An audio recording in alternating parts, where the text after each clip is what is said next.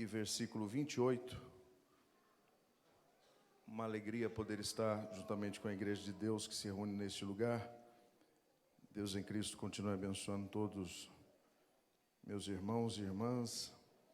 Alegria aqui estar na boa companhia do anjo desta igreja, pastor Adriano.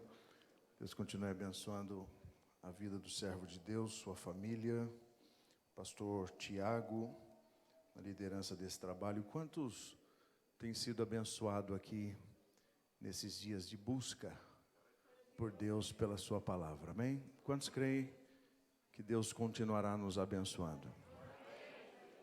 Quantos acreditam no poder da palavra? Amém. Gênesis capítulo 1, versículos 27 e 28. E criou Deus o homem à sua imagem, a imagem de Deus o criou, macho e fêmea os criou.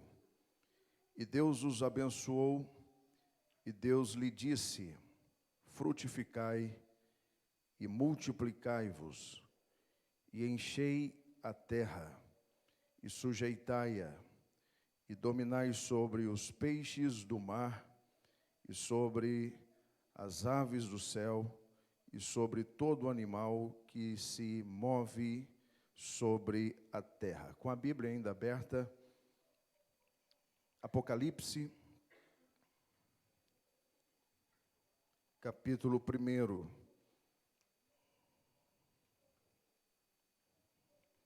versículos 5 e 6.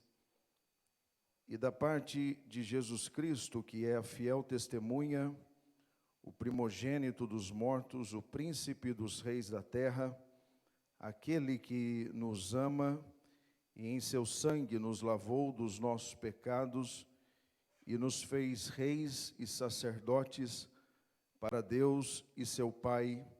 A Ele glória e poder para todos sempre. Amém. Tome assento, glorificando ao Senhor pela sua palavra. Queridos, é sempre importante nós, como igreja, termos sempre a consciência do nosso lugar em Cristo Jesus.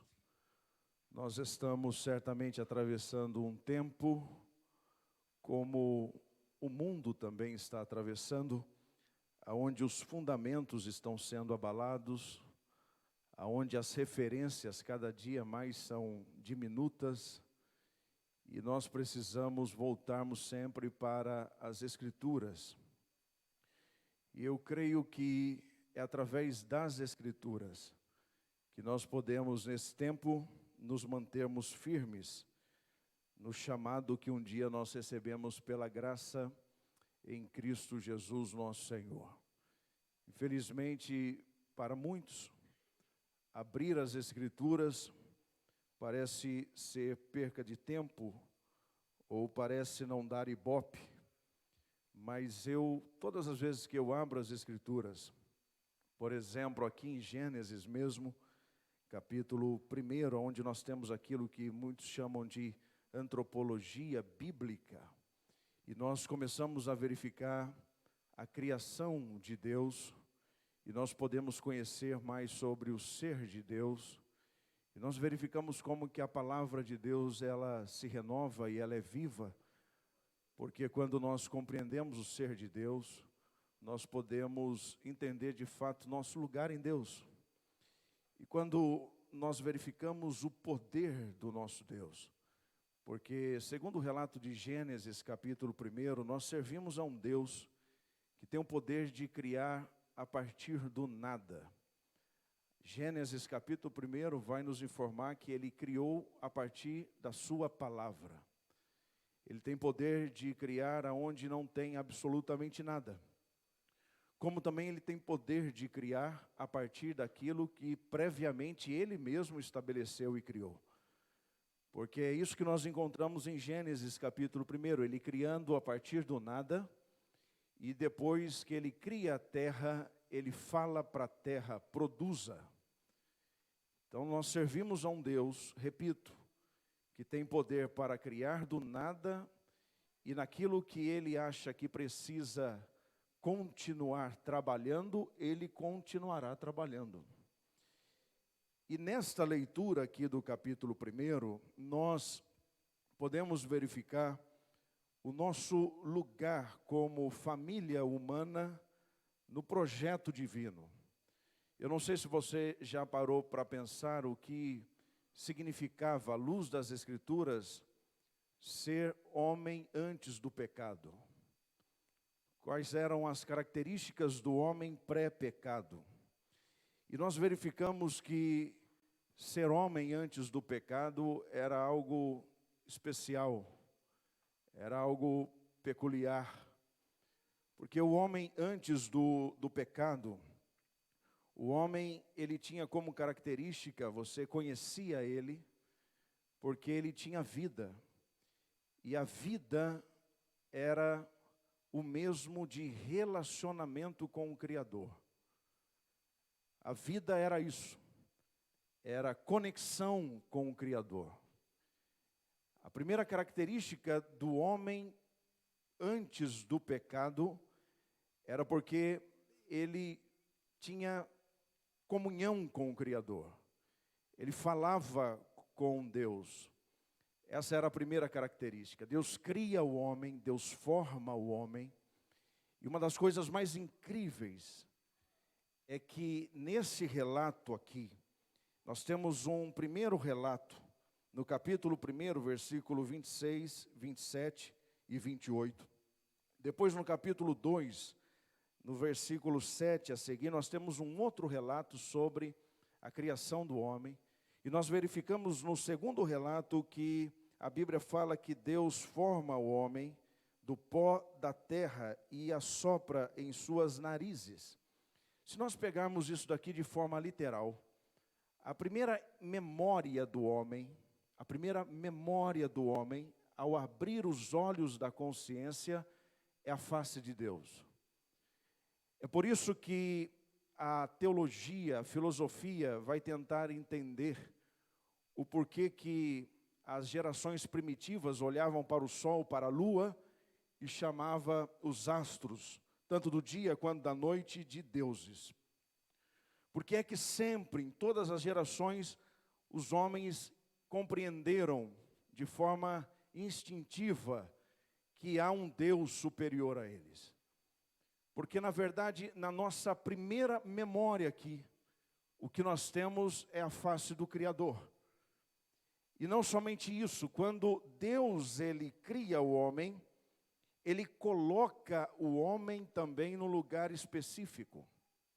A Bíblia diz que Deus cria o homem e Deus forma no Éden um jardim. Então, o homem antes do pecado, ele era conhecido como aquele que tinha relacionamento com Deus e aquele que estava no lugar de Deus.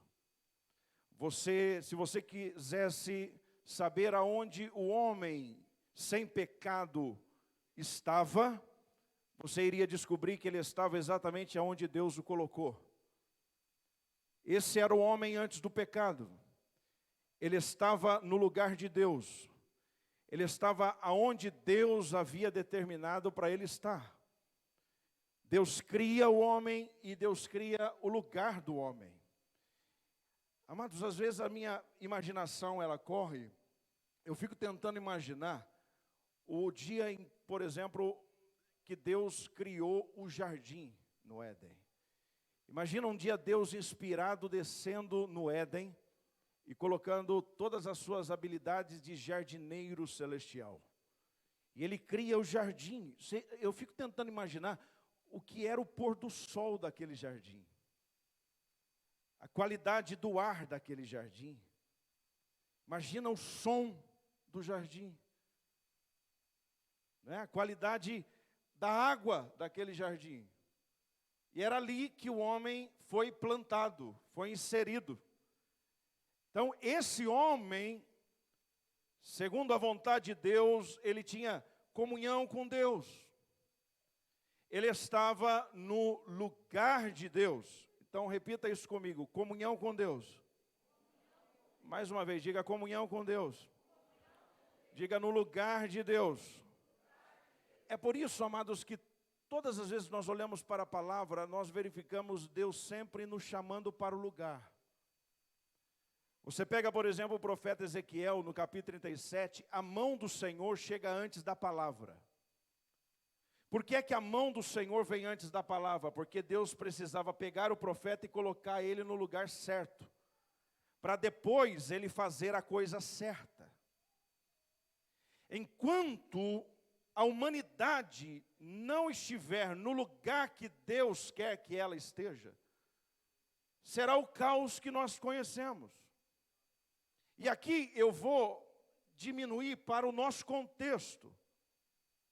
Todas as vezes que nós quisermos de fato vivenciar a vida abundante em Cristo, nós também temos que compreender que precisamos estar no lugar que Deus tem reservado para nós.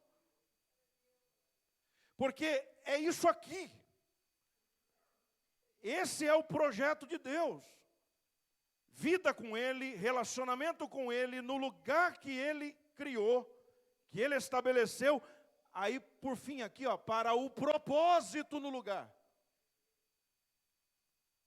Então, Deus cria o homem para ele se relacionar com Ele, para ele viver no lugar que Ele cria para ele, para desempenhar o propósito que Deus determinou para ele.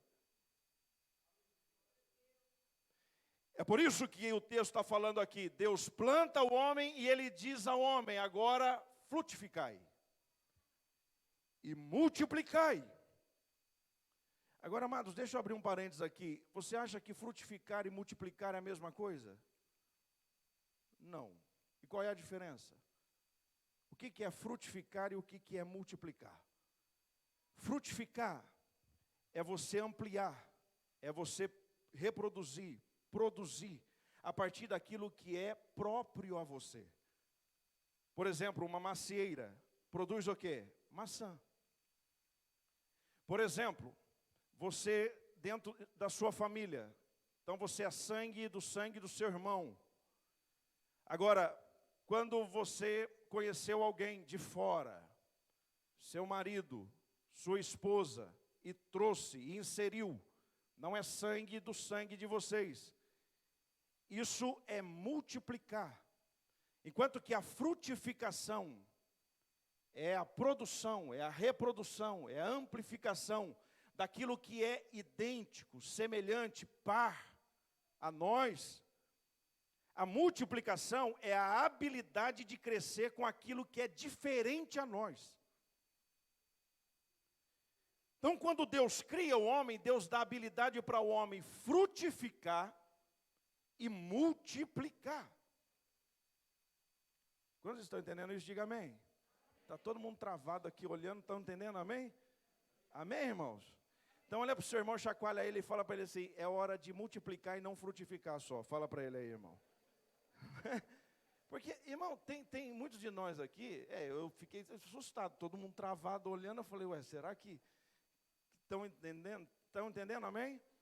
Quer ver uma coisa? Eu vou te dar um exemplo. Deus me deu, por exemplo, o dom da palavra. Isso é próprio em mim. Tudo que está atrelado à palavra vai me atrair. Então, por exemplo, eu encontro alguém que tem o mesmo dom que eu, flui fácil, 2 horas, 3 horas de conversa, vai embora. Agora eu encontro um outro irmão que tem, por exemplo, o dom da cura, que eu não tenho.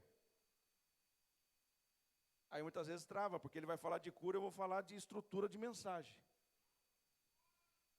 Você já percebeu que muitas vezes é isso que você vê? O pregador que tem o dom da palavra, como é que ele olha para o que tem o dom da cura?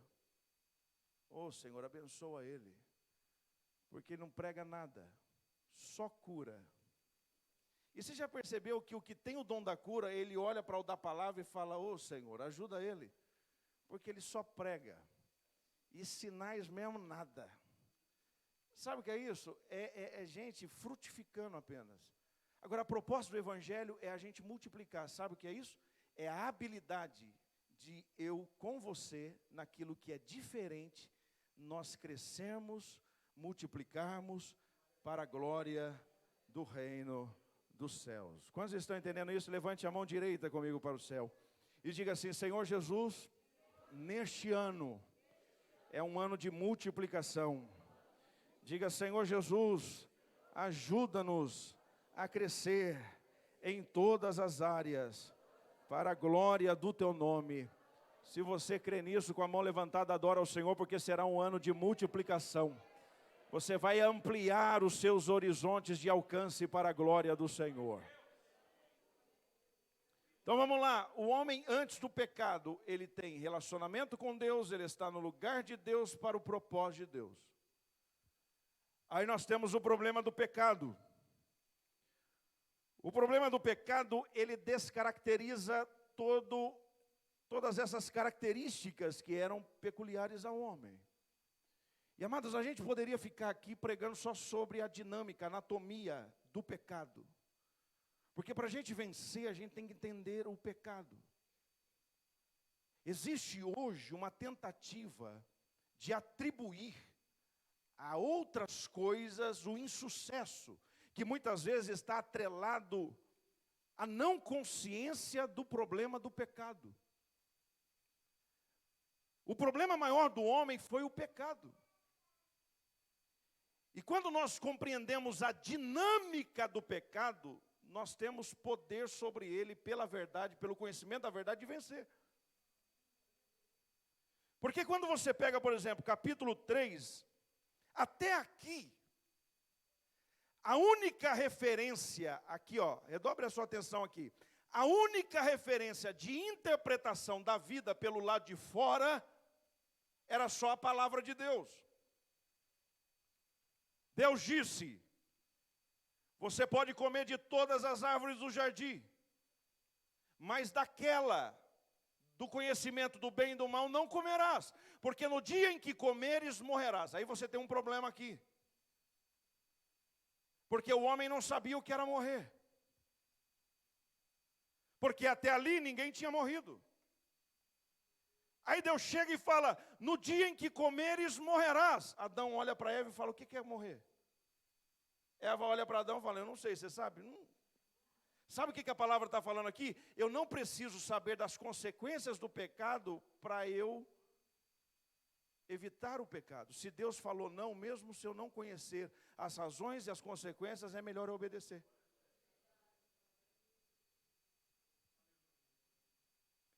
Aí quando entra uma outra sugestão, que é a palavra da serpente, é aí que entra o processo. Porque até então era só a palavra de Deus. E aí entra aquilo que eu chamo de teologia da serpente. Ela vem e de forma sagaz, ela relativiza a palavra. Certamente não morrerás. Existe uma outra interpretação sobre isso. Não seja tão radical assim. Você já olhou por uma outra perspectiva? Isso é a relativização, é a dúvida. E quando isso entra, a plataforma aqui, que dava a interpretação para o homem, porque todos os dias ele passava diante da árvore do conhecimento do bem e do mal e falava o que? Morte. Mas depois que foi lançado a dúvida, ele olha para o mesmo objeto e ele diz assim, agradável, desejável, bom. O que é que mudou de ontem para cá? A árvore? Não. A palavra de Deus? Não. O que é que mudou? Aqui. É por isso que às vezes o que acontece, o que era errado para mim ontem, hoje já não é mais. Mas a palavra continua a mesma. O que é que mudou? Aqui. E deixa eu te falar, se mudar aqui, vai mudar aqui. E se mudar aqui e mudar aqui, muda aqui.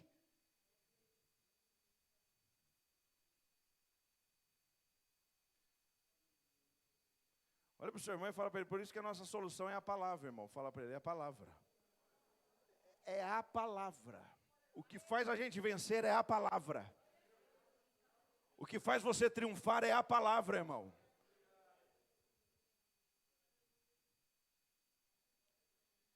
Vem a relativização, depois aqui, olha a outra proposta aqui, humanismo. Quantos aqui já ouviram essa palavra humanismo? Está em alta aqui, mas humanismo é aqui, ó. O que é humanismo? O homem no lugar de Deus, no centro. Serás semelhante a Ele. Porque daí o caminho foi aberto. Lançou a dúvida, duvidou? Eu faço uma outra proposta aqui. Agora, se você não abre o coração para a dúvida, não tem uma contraproposta. Deus continua sendo o centro. Aí aqui, nós sabemos, primeiro Adão ele cai. E quando ele cai, ele desobedece. Tudo isso que a palavra registra, que era característica do homem, ele perde. Ele perde a relação com Deus. Ele perde o lugar de Deus. E deixa eu abrir um parênteses aqui. Estou vendo que os irmãos aqui amam a palavra. Você percebe ali já uma dinâmica do que seria conhecido como religiosidade humana. Porque se o homem fosse honesto, sabe o que ele faria? Ele iria dizer assim, Deus, já que falhamos, já que pecamos, já que erramos, já que a tua palavra nos agride, e nós a partir de agora não queremos mais ouvir a tua palavra, e não vamos querer mais a tua companhia na viração do dia, então é justo que nós também saiamos do lugar que o Senhor nos plantou. É justo que nós não tenhamos mais acesso à bênção do Senhor, porque nós não temos mais comunhão com o Senhor. Mas não. O que é que o homem faz? Ele procura manter-se no lugar da bênção, sem a comunhão do Senhor da bênção. Ele se esconde entre árvores, na tentativa de preservar a bênção de Deus sem a vida com Deus. Essa é a proposta de qualquer tipo de religiosidade humana. Você vem aqui, oferece isso, cumpra isso, faça isso, que você vai se manter no lugar da bênção sem necessariamente ter vida com Deus da bênção. Mas não deu certo. Ele foi expulso. E de lá para cá, a humanidade, ela se torna uma espécie de andarilha, de peregrino, sem referência de volta. Você imagina o que é o primeiro Adão ter na primeira memória a face de Deus, na primeira memória, o jardim do Éden, e agora, geração após geração, nós estamos fora disso. Nós estamos fora do lugar de Deus, nós estamos fora da comunhão com Deus, nós perdemos o propósito de Deus. E de lá para cá, a história da humanidade é uma história de peregrinação. É uma espécie de andarilho na existência. Por isso que o homem, ele chega, mas não alcança. Ele corre, mas não se satisfaz. Porque, na verdade, o que ele busca é o que ele perdeu. Quem está entendendo isso? Aí deixa eu te contar uma coisa. Aí Jesus aparece no meio da história. Falando o quê? Está lembrado? Eu sou o caminho. Caminho para onde? de volta. Aqui, aí Gênesis, a gente perde. Viramos andarilho, aí Jesus aparece no meio da história dizendo, eu sou o caminho. Apocalipse, capítulo 22, termina a história dizendo, bem-aventurados que lavaram as suas vestes no sangue do Cordeiro, porque entrarão pelas portas na cidade e terão acesso à árvore da vida. Onde é que estava a árvore da vida? Lá no Gênesis. Perdemos, em Jesus achamos, e lá na frente vamos ter acesso novamente. Alamandaramachuricaias. Então olha para o seu irmão aí, chacoalha ele, fala para ele, nós não estamos perdidos, nós estamos voltando para casa, irmão. Fala para ele, nós estamos voltando para casa. Quantos adoram ao Senhor porque você achou o caminho? Você não está perdido, você encontrou o caminho. Por isso a paz no seu coração, a satisfação na sua alma.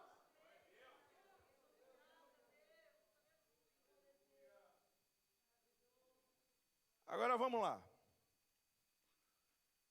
Em Jesus, nós resgatamos todo esse projeto inicial de Deus.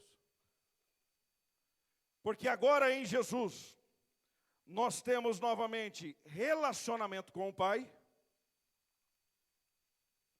Em Jesus, nós estamos novamente no lugar do Pai. E qual é esse lugar? A igreja. Diga a igreja.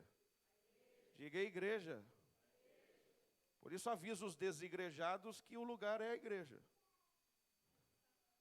Não é? Porque tem muita gente aí querendo viver propósito de Deus fora do lugar de Deus. E em Cristo Jesus, o lugar de Deus é a igreja. Ah, mas pastor, não está fácil, não. Não está fácil para ninguém. Agora, vamos entender aqui. Se o lugar de Deus hoje é a igreja, a gente pode melhorar esse lugar, sim ou não? Sim ou não? A gente pode facilitar para o outro, sim ou não? Sim ou não? Imagina, você se converte hoje aqui, você vai ter que viver mais 40 anos com esse irmão aí. Aí o irmão complica para você, 40 anos. Deixa eu te perguntar uma coisa, a vida já é complicada ou não? Sim ou não? Então por que é que você vai complicar para o irmão?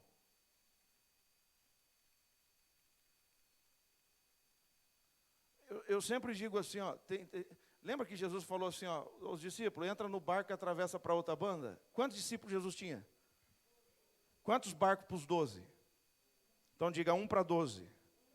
Diga 1 para 12. Nos nossos dias tem gente falando assim, Jesus, eu até atravesso, se tiver barco particular para mim. Porque com esse irmão eu não entro. Só que daí Jesus fala assim para mim e para você, se você quiser chegar do outro lado, é com ele que você vai. Então olha para o seu irmão e fala para ele, facilita para mim, irmão. Se a gente vai no mesmo barco, por que você vai complicar para mim? Não é? Facilita, irmão. Não é? Aqui, a gente não trabalha o dia inteiro. Quando você entra na rua da sua casa, o que você sente? Alívio. Não é? Senhor, obrigado, porque eu vou chegar, tomar um banho, vou descansar, vou me refazer. E amanhã luta de novo. Imagina você chega na rua da sua casa. E aí que o coração começa a afligir. Você fala, Jesus, me prepara, porque agora que a batalha começa. Encontra essa pessoa depois de 10 anos. Vai estar pneu. Você sabia que tem gente que entra na rua da igreja, em vez de ele sentir alento, alegria, motivação, ele fala, Senhor, prepara minhas mãos para a peleja. Senhor, adestra o meu coração para a guerra. Aí você pergunta para ele, você está em guerra com quem? Com o irmão lá, está vendo aquele lá? É o inimigo. É por isso que não dá. A gente precisa entender o lugar de Deus. A gente precisa trabalhar nesse lugar. Porque quando Deus cria o Éden, Ele fala assim, ó, eu criei, agora você vai lavrar e guardar. Ou seja, você vai manter, você vai melhorar, você vai edificar, você vai frutificar, você vai multiplicar. É por isso que eu gosto, por exemplo, da igreja. Tem vários modelos de igreja, mas uma igreja que eu olho assim, eu falo, nossa, é a igreja dos sonhos. É a igreja de Tiago, capítulo 5. Uma igreja madura, porque lá ele vai falar assim, irmão, se estiver alguém entre vós contente, cante. Se estiver alguém triste, ore. Sabe o que é isso? Igreja madura. Porque não é fácil você cantar com alguém que está contente. Normalmente, quando alguém chega contente, você ora. Mas na igreja dos sonhos de Tiago, capítulo 5, a igreja madura não. Está contente? Vamos cantar. É a arte da celebração com a bênção do outro. Mas normalmente não é isso. Normalmente é o quê? Normalmente, vamos orar. O pastor foi empossado numa igreja. Ah, recebeu a bênção, está liderando. Vamos orar. Aí na oração ele já faz o pastor perder a bênção. Porque ele começa, Senhor, está aqui o teu servo que recebeu essa grande bênção. Mas, Senhor, aquele povo, misericórdia. Ajuda o teu servo a não morrer no processo. Porque não tem condição de cantar, de se alegrar com o contentamento do outro. É maturidade, é aquilo que o irmão chega falando, consegui. E muitas vezes é o que você quer e ainda não conseguiu. Você fala, glória a Deus pela sua vitória. Mas assim, de coração. Isso é maturidade. A igreja de Tiago, capítulo 5, nós estamos falando do lugar. Do lugar de Deus hoje para nós, que é a igreja. Ele vai falar lá que nós temos que ter maturidade a tal ponto de nós nos tornarmos uma espécie de comunidade terapêutica. Aonde ele diz assim, confessai as vossas culpas uns aos outros. Aí a pergunta é, você confessando a sua culpa para mim, eu tenho poder para te perdoar pecado? Homem tem poder para perdoar pecado? Então por que é que Tiago fala que nós devemos confessar as nossas culpas uns aos outros? Olhe para cá e redobre a sua atenção. Eu confesso minhas culpas a Deus e me arrependo para receber perdão. Só Deus pode perdoar. Agora, eu confesso as minhas culpas, segundo Tiago, capítulo 5, a um irmão para que eu venha sarar. Ele fala, confessai as vossas culpas uns aos outros para que sareis. E orando sobre ele, irmãos, olha isso aqui, a proposta é um ambiente tão extraordinário, que a gente vai ser tão gente boa de Deus, que quando seu irmão chegar e confessar a culpa, você vai ouvir, você vai dar uma luz para ele no caminho e vai despedir ele em oração. E se for necessário, você fala, agora você que vai me ouvir, porque eu também sou humano e tenho culpa, um confessando ao outro, um sarando o outro. Quem está entendendo isso aqui, diga amém. Olha para o seu irmão e pergunta para ele assim, vamos viver essa igreja, irmão? Né? Vamos viver essa igreja? Vamos viver esse lugar? É difícil, não é? Alguém já falou, é difícil. Porque muitas vezes você confessa hoje e amanhã está no fuxico gospel. Não é, pastor?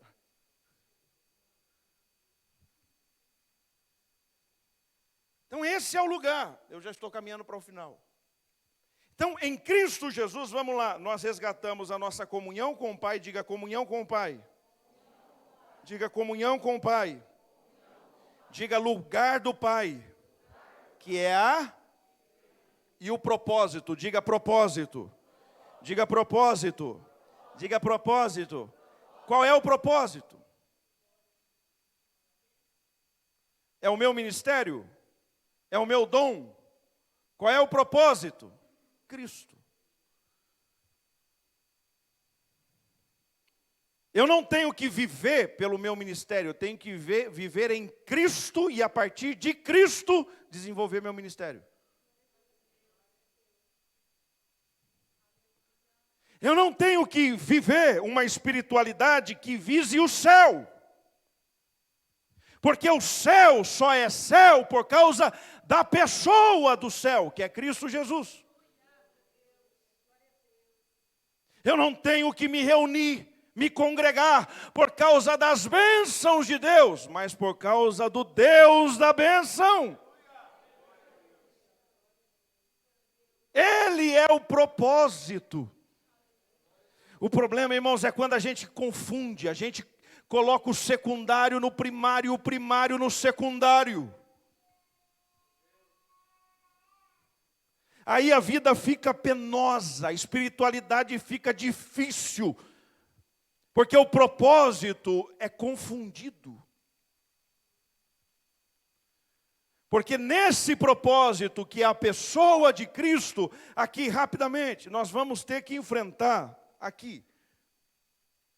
nós vamos ter que enfrentar, para alcançar esse propósito, que é estar com Cristo na eternidade, nós temos que enfrentar o que Jesus enfrentou para alcançar o propósito dele. Qual era o propósito de Jesus? Cumprir a vontade do Pai, que era a igreja. Para ele chegar no propósito, o que é que ele enfrenta? Ele enfrenta, por exemplo, propostas. Todo propósito vai ser tentado por uma proposta. Tudo isso te darei, se você me der o seu propósito.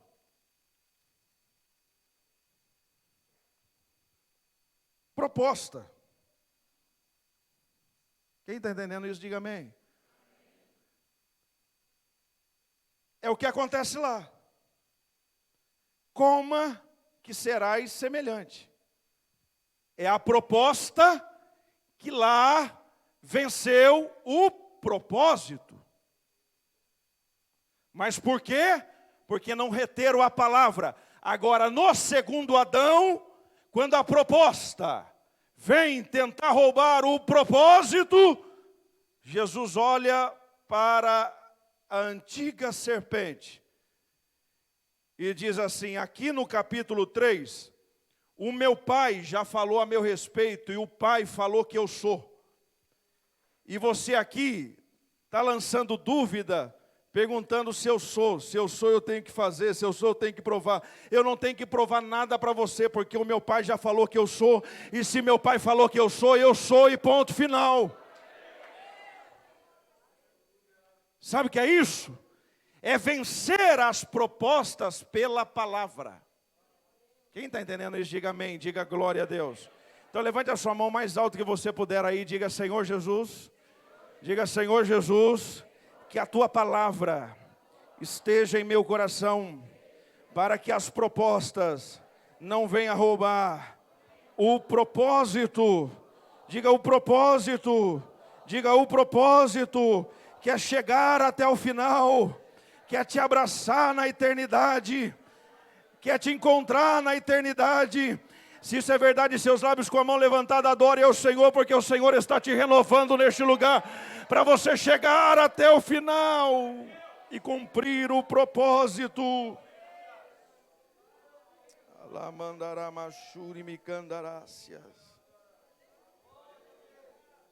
Todo propósito vai ter que vencer as propostas, todo propósito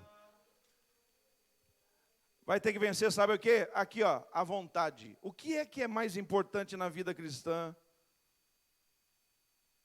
Propósito ou vontade? Propósito, diga propósito. Diga propósito. Sabe quem nos ensina? Jesus. Repito, qual era o propósito de Jesus? A igreja, a cruz. Aqui, ó, 48 do segundo tempo, no Getsemane. Ele olha por de cima do muro e ele vê o que está preparado. Quando ele vê o nível do tormento, ele tem uma vontade. E ele expressa essa vontade ao Pai, dizendo, Pai, se possível, Passa de mim esse cálice, esse momento. Aí ele se lembra do propósito.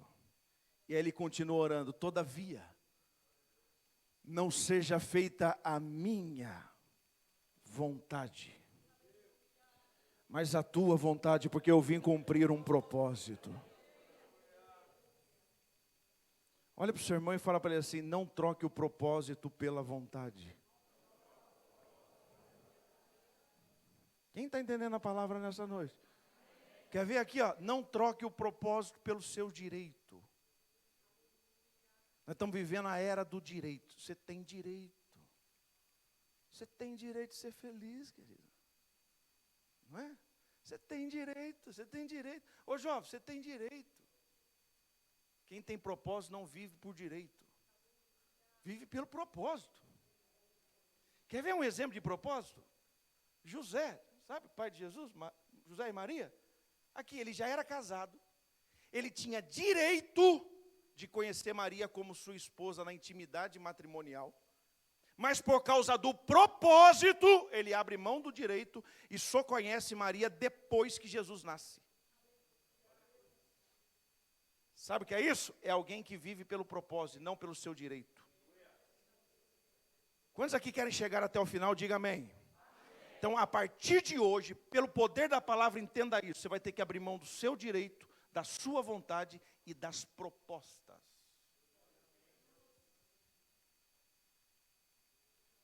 Eu sei que não é fácil, nem dar glória a Deus. Não é, pastor? Mas essa é a palavra. Quando vocês estão entendendo, diga amém. Então diga propósito. Diga propósito.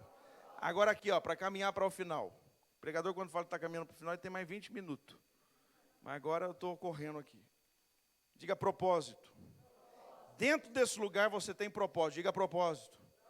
Dentro desse lugar, que é a igreja, você vai ter que viver processo. Diga processo. Diga processo. Processo. Deixa eu te falar uma coisa. Deus é o Deus que conta o final, mas trabalha pelo início. Eu vou repetir. O nosso Deus é um Deus que, como Ele conhece o final, Ele nos alegra. Ele fala, ó, no final é isso. Aí a gente fica todo feliz. Já viu isso? Né? Deus vem e fala, ó, vai ser assim, você vai... Aí você, meu Deus, que culto! Aí você vai para casa, dorme, levanta, está no mesmo lugar. Passa um ano, Jesus não mudou nada. Sabe por quê? Porque Deus é assim, como Ele conhece o final, Ele fala o final, mas Ele está trabalhando pelo início. Está lembrado lá de Ezequiel 37? Ele fala, ó, no final vai ter um grande exército, o Espírito vai entrar nesse povo, nesses ossos aí. Aí, ok, então vamos ver o exército. Não, ele começa a juntar osso com osso. Entendeu? A gente já quer o exército, mas ele junta. Quem está entendendo isso aqui? Diga amém. Então olha para o seu irmão e fala para ele assim, fique tranquilo, vai chegar, fala para ele aí, irmão. Fala para ele, é um processo, vai chegar, Deus está trabalhando nisso aí. Se Ele prometeu que vai ser desse jeito para a glória dEle. Então diga processo. Diga processo. Irmão, nós somos uma igreja que precisa viver no processo. Irmão, que tem de gente hoje falando para mim, não, olha isso aqui. Eu olho e falo, quem que é esse? É um antigo pregador. Eu falo, meu Deus, mas o que ele está fazendo com essa cachaça na mão? Nesse carnaval mesmo, um monte de irmãos falaram, olha isso aqui, olha isso aqui. Eu falo, não entendeu o processo, parou. Irmão, a nossa fé não deve ser baseada em evento, é processo. Senão a gente fica igual Israel. Israel, quando tinha evento espiritual, era crente. Então saía a água da rocha, meu Deus, vamos fazer culto. Abria a Mar Vermelha, aparecia até pandeiro. Mas quando Deus ficou em silêncio e Moisés subiu o monte, eles fizeram o bezerro de ouro. Porque não suporta o silêncio. Não é porque Deus está em silêncio que Ele te esqueceu. Muitas vezes é porque Ele está em silêncio, é porque Ele está focado, trabalhando na sua causa. Então é hora de confiar, é hora de acreditar, é hora de devolver em fé aquilo que você já recebeu da parte dEle. Então diga processo, diga processo, diga progresso. Então, olha só, no lugar de Deus, diga propósito, diga processo, diga progresso, diga progresso. Olha para o seu irmão e fala para ele assim, melhor do que ontem.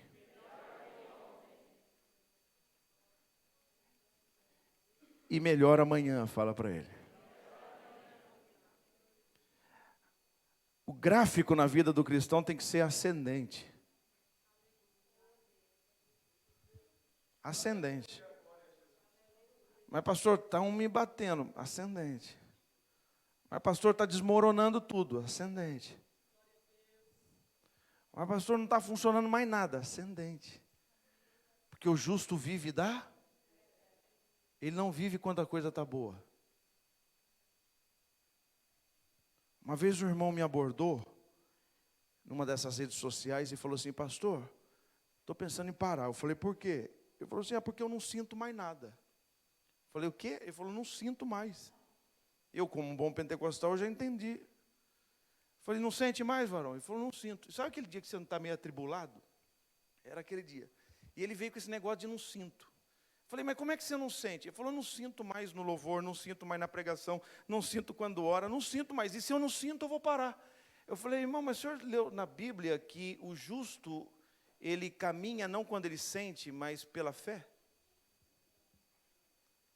Aí eu dei um exemplo para ele, eu falei, imagina Paulo e Silas na prisão, levando chicotada. Você acha que Paulo olhava para Silas e falava, tremendo, hein, varão? Arrepiou, sentiu? Sentiu aí, varão? Você acha? E por que ele não parou? O que Paulo e Silas... Vamos lá. O que Paulo e Silas sentia naquele momento? E por que eles continuaram? É fé.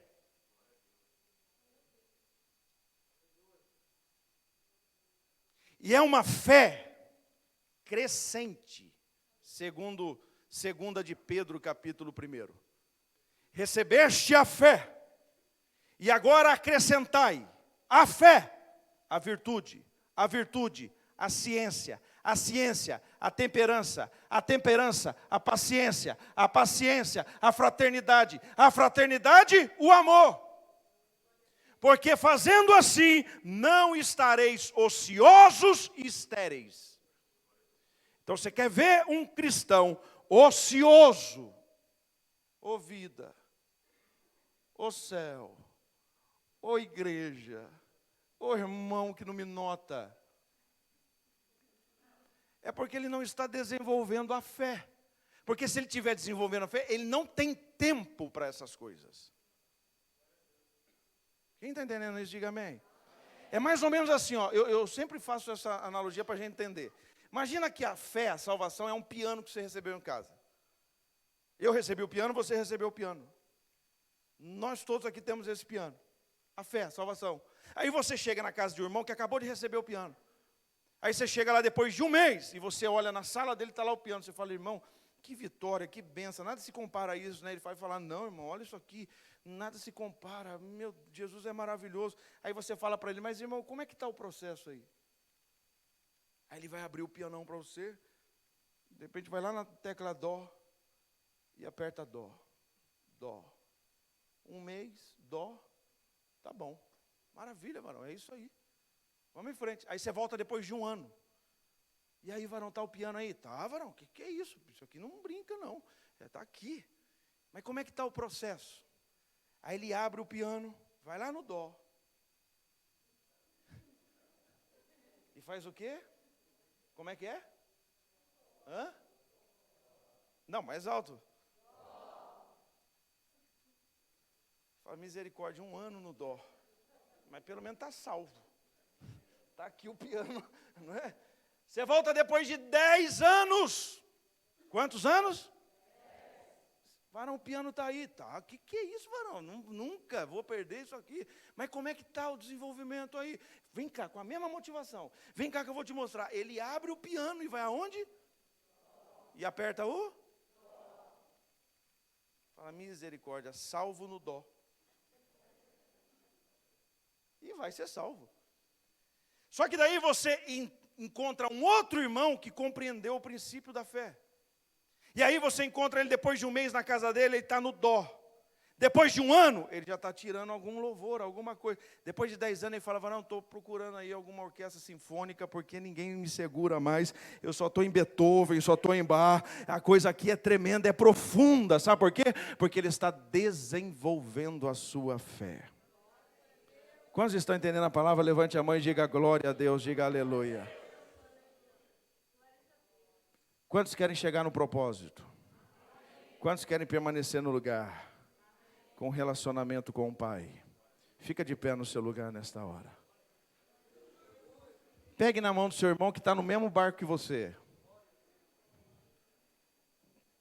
Pegue na mão dele. Sabendo que ele está no mesmo barco que você.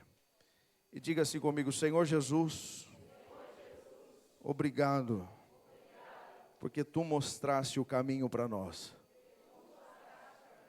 Diga, Senhor Jesus, já não estamos mais perdidos, mas estamos voltando para o lar. Diga, Senhor Jesus, mesmo quando o mar se agitar, as circunstâncias forem ruins, diga, Senhor Jesus, mesmo quando o dia mau chegar, o que eu recebi não pode ser relativizado.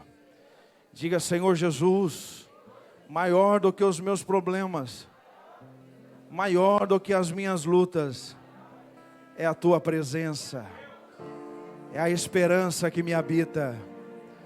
Diga, Senhor Jesus, um dia tudo vai passar, mas eu estarei eternamente contigo. Diga, por isso, Senhor, não permita que as circunstâncias adversas venham roubar a minha adoração, venham alterar a minha caminhada, venham alterar a minha fé. Diga, por isso, Espírito Santo, nesta noite, pelo poder da Tua palavra, renova no Senhor, renova no Senhor, como no primeiro amor, para que possamos, Senhor, render a Ti uma adoração digna do Teu trono, Senhor. Levante a mão do seu irmão agora, onde você está aí, e diga, Senhor Jesus, os dias são maus, mas a Tua fidelidade é sobre nós. Diga, ajuda-nos, Senhor, a chegar até o final. Diga, Senhor Jesus, tira do nosso meio toda contenda, toda divisão. Diga que haja amor, unidade, comunhão, verdade, simplicidade, Senhor, para que o Senhor seja bem-vindo em nosso meio. Levante a sua voz e vai adorando ao Senhor, porque o Senhor está aqui nesta noite.